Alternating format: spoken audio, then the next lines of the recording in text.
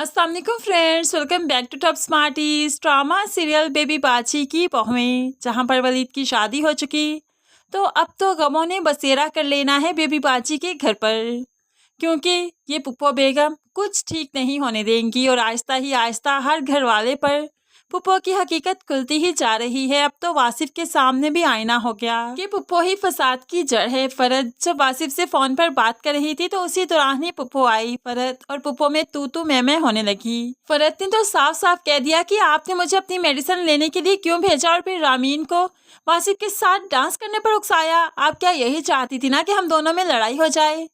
तो पुप्पो तो उल्टा फरद के साथ लड़ने लगी। मैं भले ऐसे क्यों चाहूंगी? तुम्हारा शोहर ही आगे आगे होकर डांस करना चाह रहा था, मेरा क्या कसूर है? तुम आज मुझे कह रही हो ना, कल तुम्हारी आंखें खुलेंगी जब वो कोई चांद चढ़ा लेगा। वैसे भी तुम उसे औलाद तो दे नहीं सकी, तो क्या ही तुम्हारे साथ निभाएगा। अब बातों ही बातों में औलाद का ताना भी दे दिया। दूसरी तरफ वासिफ, जो कि फोन पर सारी बातें सुन रहा था, जिसने फोन बंद नहीं किया था, आज उसके सामने पुप्पो की हकीकत आ गई। ऐसे ही जब रामीन ने उसे बताया कि पुप्पो ने तो उसे बारात वाले दिन भी कॉल करके बुलाया था, लेकिन वो आई नहीं क्योंकि वासिफ ने मना जो किया था। इसलिए अब तो वासिफ को बहुत गुस्सा आ गया कि पुप्पो आखिर चाहती क्या है। जब मैंने रामीन को मना किया तो उन्होंने फोन करके क्यों इंसिस्ट किया कि वो आ जाए। इस तरह से ही गुस्से के आलम में जब घर आया तो आते ही पुप्पो का दरवाजा बजाने लगा। निकले बाहर, बाहर निकले, आपसे बात करनी है मुझे। पुप्पो तो हड़बड़ाती हुई निकल आई। क्या हुआ बेटा, सब खैरियत तो है?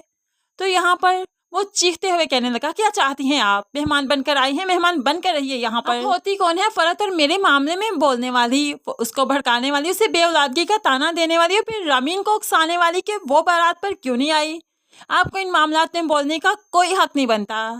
अब यहाँ पर पुप्पो के सामने आईना हो ही गया कि वासिफ ने सारी बातें सुन ली या फिर फरत ने उसे सब बता दिया। पुप्पो तो रोते हुए कमरे में चली गई और वासिफ भी गुस्से के आलम में अपने कमरे में आ गया। दूसरे दिन जब अजरा को सारी बात फरत ने बताई तो अजरा कहने लगी, देखा ना, मैं ना कहती थी कि पुप्पो बहुत ही चालाक है, हमारी जड़ें काट देना चाहती है। और सायरा जो अस्मा की बुटीक पर बैठी है, मुझे तो डर है एक दिन वो ये बुटीक ही लेकर अपने नाम करवा लेगी। तो यहाँ पर अब फरत कहने लगी, नहीं अस्मा भाभी इतनी समझदार तो है ना कि अपनी बुटीक उसके नाम नहीं लगने देंगी, अपना नफा नुकसान अच्छे से संभाल कर रखेंगी। लेकिन अजरा को पुप्पो और उसकी बेटी से किसी भी अच्छाई की उम्मीद कभी नहीं होती और फिर ऐसा ही होगा, क्योंकि पुप्पो ने भी ठान रखी है कि बहुत जल्द वो इस घर के एक एक फर्द को इस घर से निकाल बाहर करेंगी। और इस बात का इजहार वो सायरा के सामने कर ही देती हैं। सायरा और माँ तो बहुत खुश हैं, लेकिन इस सब में आशी इन सब का साथ देगी। आशी जिस ताली में खा रही है उसमें छेद नहीं होने देगी, नमक हरामी नहीं करेगी।